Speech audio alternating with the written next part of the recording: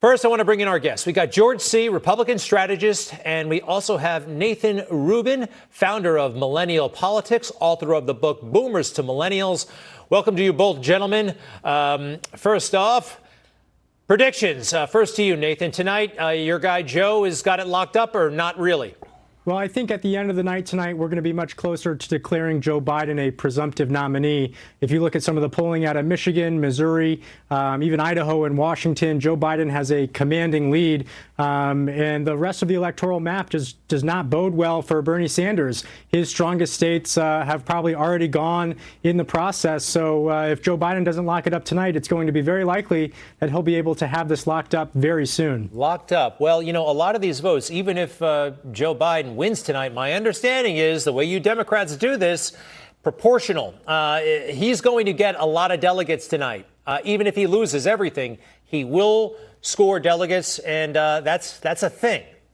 Yep, that's correct. So, like I said, you know, even if he is not the presumptive nominee by the end of the night, the rest of the calendar just doesn't look good for Bernie Sanders. Most of the predictions out there show that Joe Biden is the clear favorite, winning 9 out of 10 times moving forward. So no matter how you cut it, even if Joe Biden does not sweep tonight, he's still in a very strong position moving forward. All right, Nathan, do me a favor, stand by. George, I got to show you this video in a moment of Joe Biden losing his mind again.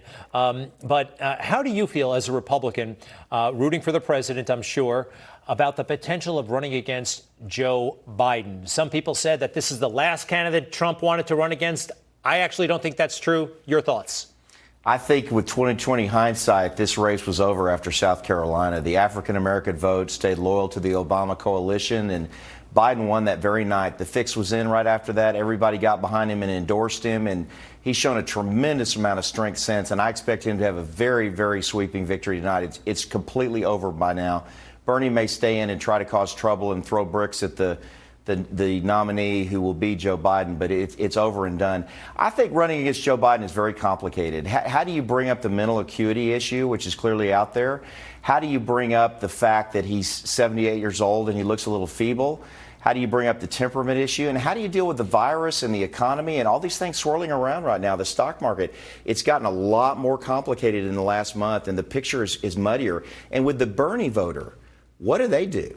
Do they actually go vote for Joe Biden? I think that's in doubt. But then the Trump strategy of really reaching out to the Hispanic and African-American voter, that's been upended a little bit with Joe Biden being the nominee, because the African-American vote is supremely loyal to Biden and his leader, Obama. Well, George, I think you just brought up a lot of deficiencies of Joe Biden all by yourself, and you did it pretty well. I don't think the president's going to be reluctant to say any of that stuff. But there was this wild moment.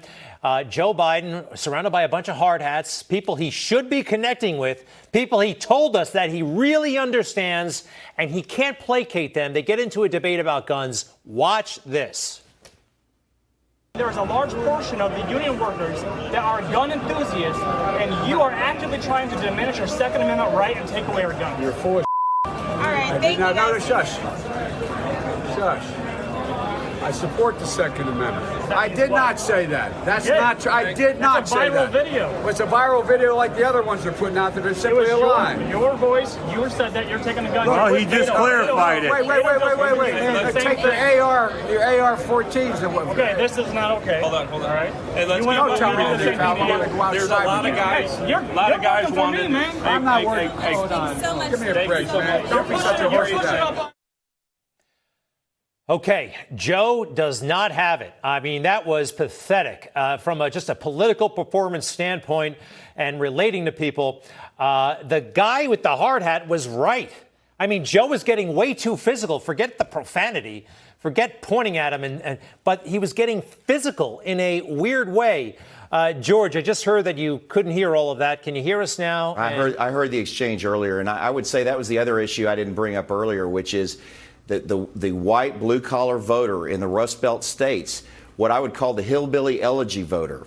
who went strongly for Trump. When I would go hunting in Pennsylvania, every sign in rural Pennsylvania was a Trump sign. There were no Clinton signs. What now? Do they peel off for Biden this time around, or do they stick with Trump? All right. I think Biden's going to have a really hard time making a case for them to switch. It's in a very strange way. A multi-billionaire like Donald Trump has convinced the common man that he's for him, and he's with him. I get that, and I've seen it firsthand, and quite frankly, it makes sense to me. Nathan, just in terms of retail politicking skills, Joe Biden appeared to be, in that moment, totally incompetent. No, I totally disagree, and let me push back on a number of issues here. So first and foremost, people are losing their minds over Joe Biden going after a voter with facts. Look at Donald Trump. Look at the way he acts. Look at the things that he says. This is not going to be your typical race. They're going to be going toe-to-toe up until November, number one.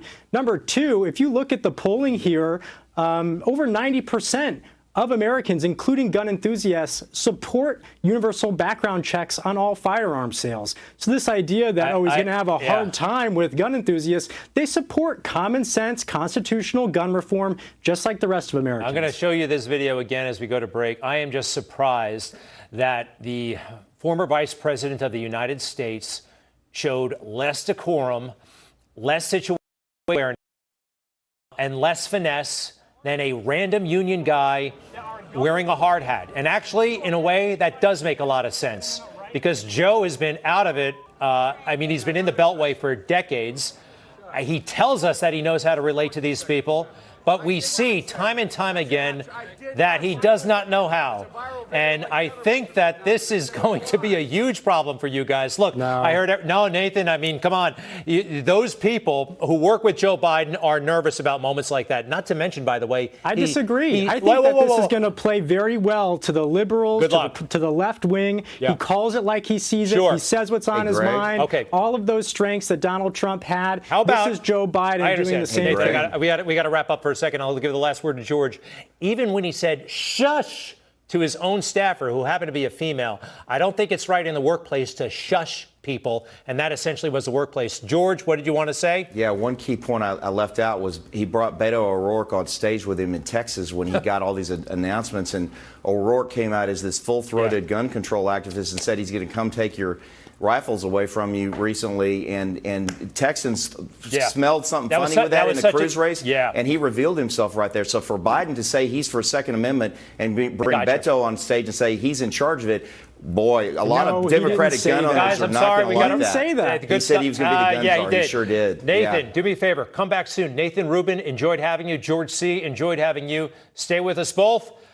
Coming up, Understanding Trump. We're going to show you one of the not most often told lies about Donald Trump and his record here in New York. Stay with us.